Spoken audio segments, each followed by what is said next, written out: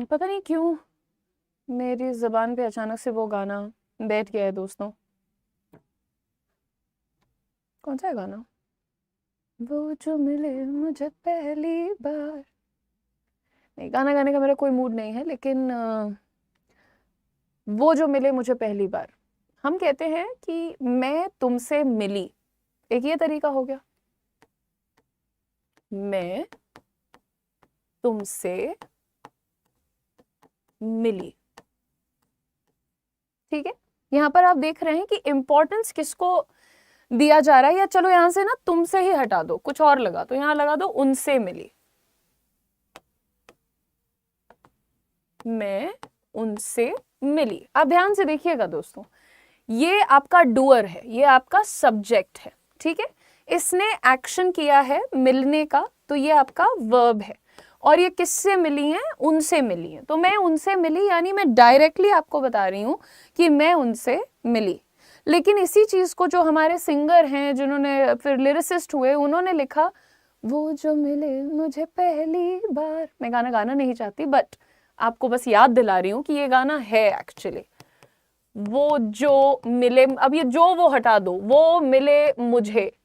यहां पर क्या हो गया भैया? यहां पर क्या हो गया कि वो को प्रेफरेंस दे दिया गया। पहले हम कह रहे हैं कि मैं उनसे मिली, फिर मैं कह रही हूं कि वो मुझसे मिले, राइट। यहां पर जो प्रेफरेंस है वो शिफ्ट हो रहा है।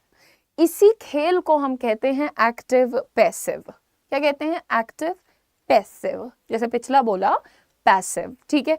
एक्टिव और पैसिव का कभी भी आपको कॉन्सेप्ट समझना है तो बस एक छोटे से कॉन्सेप्ट पर ध्यान देना है कि एक्टिव के अंदर जो एक्शन कर रहे हैं वो क्लियरली विजिबल होते हैं कि मैं उनसे मिली, राम ने पत्र लिखा। अब इसी को अगर हम कह दूं कि एक्सक्यूज मी, इसी को अगर मैं कह दूं कि पत्र राम के द्वारा लिखा गया, तो ये क्या हो गया भैया? यही पैसिव हो गया।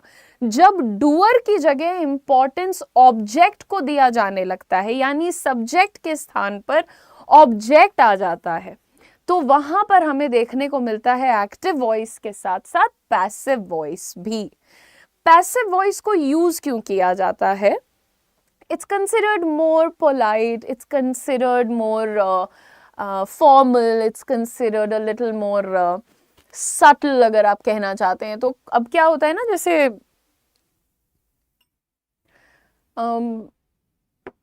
उसने ग्लास तोड़ा।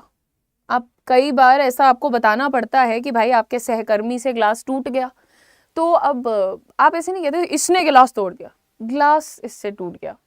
क्या हो रहा है भाई? सटल कर रहे हो आप डिग्री को यहां कम कर दे रहे हो, है ना। यही जो आपका तरीका होता है बात करने का, ये पैसिव वॉइस हो जाता है। तो एक्टिव और पैसिव में क्या समझ आ रहा है? एक्टिव में फॉर्मूला ऐसा दिखता है, ठीक है। जो एक्शन को कर रहा है वो सब्जेक्ट होता है, वो बिल्कुल अपनी जगह आ रहा है। जो एक्शन को रिसीव कर रहा है वो बिल्कुल ठीक दिख रहा है, अपनी जगह आ रहा है। और एक्शन वर्ब की जगह आ रहा है। ये एक्टिव वॉइस का फॉर्मूला हो जाता है, ठीक है। पैसिव अगर इसको बनाना है बेटा, तो देखो जो एक्शन कर रहा है वो वही रहेगा, सब्जेक्ट सब्जेक्ट ही रहेगा, ऑब्जेक्ट ऑब्जेक्ट ही रहेगा, बट इनका स्थानांतरण हो जाएगा, यानी कि प्लेसमेंट बदल जाएगा। खाली रोल्स नहीं बदलेंगे, इनका प्लेसमेंट बदल जाएगा। तो सब्जेक्ट की जगह पर आपको ऑब्जेक्ट दिखता है और ऑब्जेक्ट की जगह पर आपको सब्जेक्ट दिखता है। और वर्ब जो है वो ज्यादातर आपको थर्ड फॉर्म में दिखता है और इसके पहले आपका एक ऑक्सिलरी वर्ब ऐड हो जाता है। कुछ इस तरह से आपका पैसिव वॉइस बनता है, ठीक है। दूसरी बात यहां पर ध्यान देने वाली हो जाएगी कि जब आप एक्टिव वॉइस और पैसिव वॉइस देखते हो तो एक बात समझना, इसमें भी टेंस का प्रभाव होता है। हम कॉन्सेप्ट पर बात कर रहे हैं, तो देखो अगर हमने ये कहा कि let's say Ram writes a letter, ठीक है। इसमें पहचानिए कौन है आपका डूअर? राम आपका डूअर है। आपका ऑब्जेक्ट कौन है? लेटर आपका ऑब्जेक्ट है। ये वर्ब है।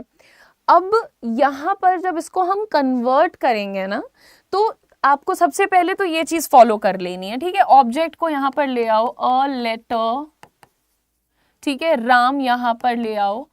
अब यहां पर तुम ध्यान दो कि तुम्हारे पास कोई ऑक्सिलरी वर्ब नहीं है, you don't have an auxiliary verb.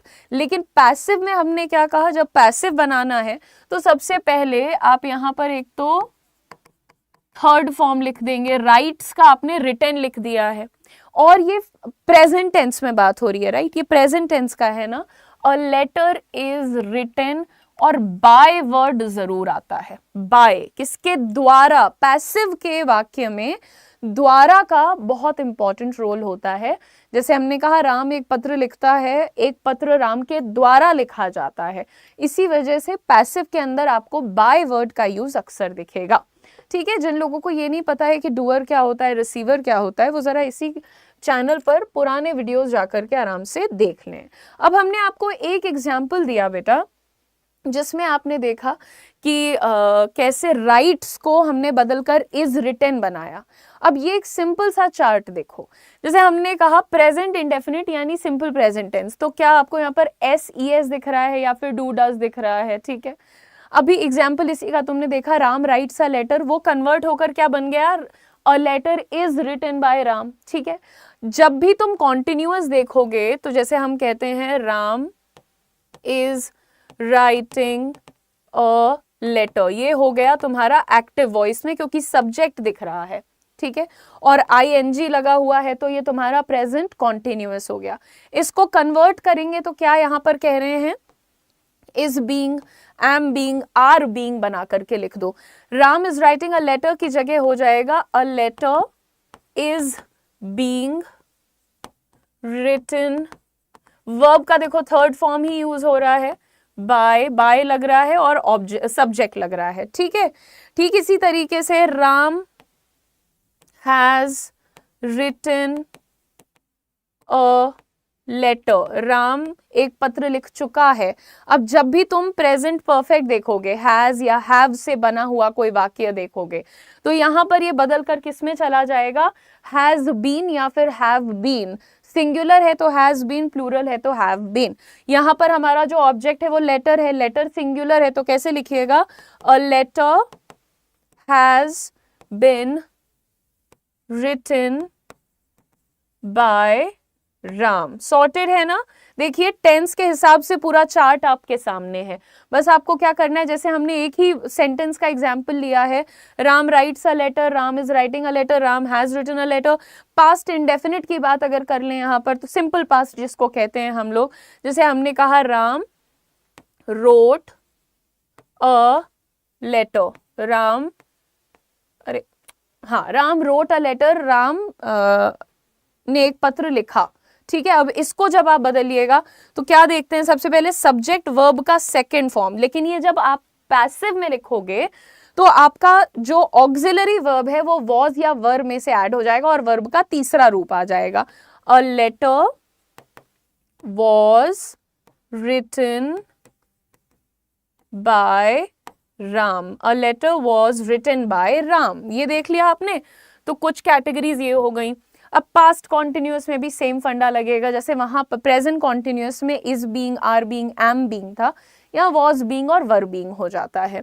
लेकिन थोड़ा सा रिवाइज करते चलो, जैसे तुमने पास्ट कॉन्टिन्यूअस से बनाया कि Ram was writing a letter. अब इसमें पहचानो सबसे पहले, ये सब्जेक्ट है, ये तुम्हारा वर्ब है और ये ऑब्जेक्ट है।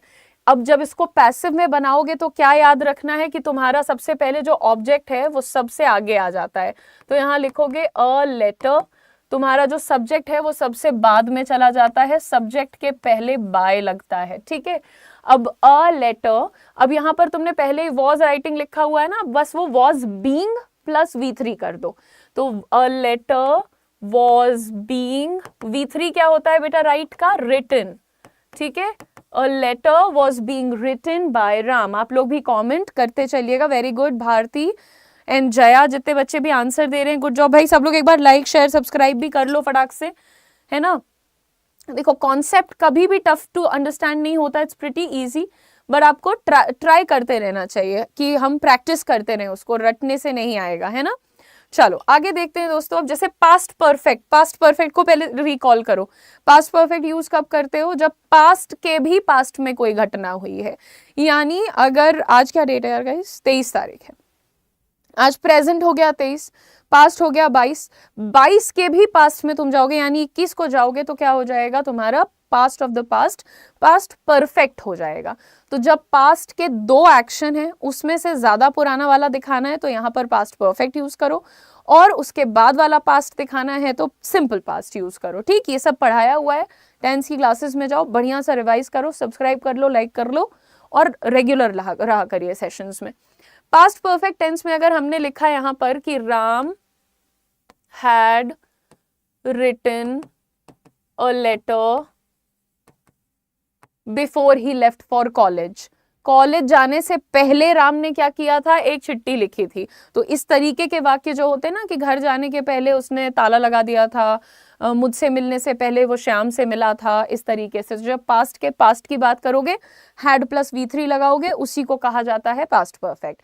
यहाँ देखो, Ram had written a letter before he went to college, college जाने से पहले उसने एक चिट्ठी लिखी थी। Ram had written a letter तुम्हारा पास एक्टिव वॉइस है। एक्टिव में यहाँ पर सब्जेक्ट है, यहाँ पर ऑब्जेक्ट है और बाकी बीच का कोर है। अब इसको बदलेंगे तो क्या होगा? सबसे पहले ऑब्जेक्ट ले आओ, अ लेटर, ठीक है, और सबसे आखिरी में अपना तुम लिख दो बाय राम। ठीक है, ये हो गया, ऑब्जेक्ट आगे आ गया, सब्जेक्ट पीछे, उसके पहले बाय। लेकिन जब भी परफेक्ट का कोई एग्जाम्पल देखोगे तो हैज बीन प्रेजेंट में, हैव बीन प्रेजेंट में, हैड बीन पास्ट में लगाओ। A letter had been written by Ram, simple, बन गया तुम्हारा पैसिव पास्ट वॉइस। ठीक है, चलिए नेक्स्ट देखते हैं। फ्यूचर इंडेफिनिट टेंस की बात करें। इंडेफिनिट कभी भी सुनोगे तो पहचान जाओगे ना कि सिंपल की बात हो रही है। तो यहाँ बात हो रही है सिंपल फ्यूचर, फ्यूचर सिंपल की। इसका सबको पता है, जैसे Ram will write a letter, बड़ा इजी टू लर्न होता है। Ram will write a letter, ठीक है, ये आपने देख लिया। इसमें सब्जेक्ट इधर है, ऑब्जेक्ट इधर है, वर्ब इधर है। पैसिव करोगे तो खुद करके बताओ जल्दी से। वेरी गुड जॉब आशीष। चलिए अब इसको हम चेंज करते हैं गाइज। यहाँ पर देखिए, जब सिंपल फ्यूचर है तो क्या हो रहा है? विल के साथ बी और फिर थर्ड पर्सन लगा देना। A letter will be, third form of write is written by Ram. ठीक है, फ्यूचर परफेक्ट की बात कर लो तो फ्यूचर परफेक्ट में विल हैव प्लस V3 लगता है। जैसे हम कहते हैं Ram will have written a letter। Ram तब तक पत्र लिख चुका होगा, जब तक तुम पहुंचोगे राम पत्र लिख चुका होगा। By the time you reach Ram will have written a letter. अच्छा, अब यहां पर इसको बदलेंगे तो क्या होगा? सबसे आगे आ जाएगा आपका अ लेटर, ठीक है। उसके बाद क्या करिएगा? सबसे लास्ट में जाकर के बाय राम तो लिख ही दीजिए, क्योंकि ऑब्जेक्ट आगे सब्जेक्ट पीछे। अ लेटर, लेटर, लेटर, क्या हो गया? जबान क्यों फिसल रही है दोस्तों? A letter will have been written by Ram, ये बन गया तुम्हारा फ्यूचर परफेक्ट टेंस का पैसिव। अब इसमें याद रखने की क्या बात है? एक चीज याद रखना सभी लोग, फ्यूचर कॉन्टिन्यूअस टेंस का कभी भी पैसिव कन्वर्जन नहीं हो पाता। फ्यूचर कॉन्टिन्यूअस का पैसिव कन्वर्जन नहीं हो पाता। You can do it and see, आप ट्राई करके देखो, नहीं बनता है, कभी भी एक्यूरेट आंसर्स नहीं आते हैं उसके। ठीक है, चलिए अब आगे बढ़ते हैं। और पीछे भी हमने आप लोगों को टेंस पढ़ाया था, वर्ब के बारे में पढ़ाया था। तो it's a very polite request कि इसके पहले मैंने 7 दिन आप लोगों को इमोशंस के बारे में बात करना सिखाया था इंग्लिश में, और अब मैं आप लोगों को ग्रामर सीरीज में तीसरा टॉपिक पढ़ा रही हूँ। तो प्लीज वो सब भी थोड़ा सा रिवाइज कर लेना, तभी मजा आएगा दोस्तों। हल्का सा इसको प्रैक्टिस करते हैं। यहाँ पर आप लोग आंसर दीजिए। जैसे ये तो एक एक्टिव वॉइस का सेंटेंस दिख रहा है यहाँ पर। क्यों एक्टिव वॉइस है? क्योंकि हमारा डूअर क्लियर है। राम एक पत्र लिख रहा है, रहा है जहां पर भी दिखता है हमें पता चल जाता है कि कॉन्टिन्यूअस है लगा है, यानी प्रेजेंट कॉन्टिन्यूअस है। तो राम एक पत्र लिख रहा है। Ram is writing a letter, इसका करेक्ट आंसर हो जाएगा, पता नहीं आंसर है भी कि नहीं है। So Ram is writing a letter. अब इसको कन्वर्ट करो जरा पैसिव में। ठीक है, कन्वर्जन का है क्या ऑप्शन? एक पत्र राम के द्वारा लिखा जा रहा है। अब ये है passive voice of the same sentence, same sentence का पैसिव वॉइस है ये, इसको आप कैसे कन्वर्ट करिएगा बताइए। Very good Dinesh. आशीष गलत आंसर दे दिया है आपने। लेटर सिंगुलर है, सिंगुलर के बाद हैव नहीं लगता है, हैज लगता है।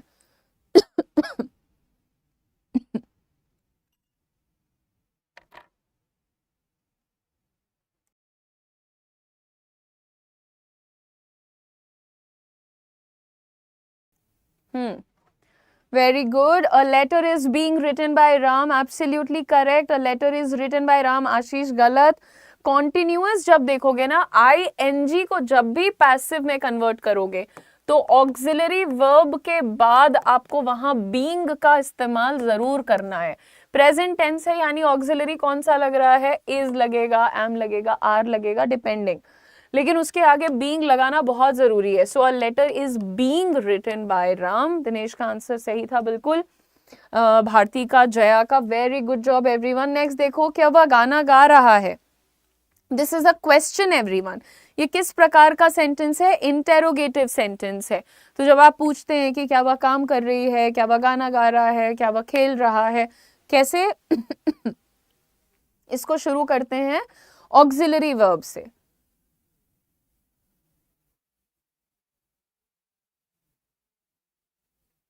ऑक्सिलरी वर्ब से कौन से सेंटेंसेस शुरू होते हैं गाइस, जो आप लोगों के हाँ या ना में आंसर किए जा सकते हैं, वो वाले sentences is, am, are, was, were et cetera से शुरू होते हैं। जैसे हम पूछ रहे हैं क्या वह गाना गा रहा है, is he singing a song is the right answer. देखें किसी ने दिया very good, yes Dinesh very good job, Ashish good job, yes Shashank very well. Are he कैसे होगा कविता, आर सिर्फ प्लूरल के साथ लगता है बेटा, राइट वेरी गुड। चलिए, क्या गाना उसके द्वारा गाया जा रहा है। Now this is a passive interrogative. Passive तो है ना, ऑब्जेक्ट को देखो पहले ले आए, ये सब्जेक्ट को पीछे लेके चले गए हैं, तो कैसे आप इसको कन्वर्ट करने वाले हैं फटाक से देख लीजिए एक बार। Is a song being sung by him, कुछ और नहीं बदला है। बाकी कंस्ट्रक्शन देखो यही वाला है, इज से ही स्टार्ट हो रहा है, लेकिन यहां पर पहले तुम्हें सब्जेक्ट दिख रहा था, अब तुम्हें यहां पर पहले ऑब्जेक्ट दिख रहा है। बीइंग लग गया है, वर्ब का थर्ड फॉर्म लगा है, और बाय लगा करके ऑब्जेक्ट लग गया है। Is a song being sung by him, क्या गाना उसके द्वारा गाया जा रहा है। तो आप समझते ये रहिए कि भैया एक्टिव में तुम्हें डूअर को ज्यादा प्रधानता देनी है, प्रमुखता दिखानी है उसकी, लेकिन वहीं पर जब आपके पास पैसिव आ जाता है तब आप लोगों को ऑब्जेक्ट को ज्यादा प्रेफरेंस दिखाना है या प्रायोरिटी दिखानी है। देखिए नेक्स्ट है, राम एक पत्र लिख रहा था। अभी आपने ऊपर रहा है देखा है, अब आप इसका पास्ट देख रहे हो। इसका इंग्लिश ट्रांसलेशन होमवर्क होगा, साथ ही साथ convert this to passive voice also, वो भी आपका होमवर्क होगा, ठीक है, और इंग्लिश में करिएगा। और जब कन्वर्ट करेंगे तो अपना आंसर चैट बॉक्स में नहीं, अपना आंसर आप कमेंट सेक्शन में दीजिएगा, which would be visible after the class is over. So thank you very much. आप लोगों के साथ ग्रामर का नेक्स्ट कॉन्सेप्ट लेकर के मैं कल फिर जुड़ूंगी इसी चैनल पर, एस इंग्लिश पर। गाइस बहुत थोड़ा सा नंबर बचा है, फिर हम लोगों के 400 के सब्सक्राइबर्स हो जाएंगे। काफ़ी टाइम से सेलिब्रेट नहीं किया है, तो जल्दी जल्दी से सब्सक्राइबर्स को ऐड कर दीजिएगा, and then we will celebrate together. All the best everyone, God bless you. Don't forget to subscribe, like and share. Homework answer comment section में माना जाएगा, चैट बॉक्स में नहीं। ग्रामर सीरीज की अभी 4 क्लासेस बची हैं जो कि आपको 3:30 बजे इसी चैनल पर मिलेंगी, तो जरूर आइए। See you there, have a nice day to you too guys.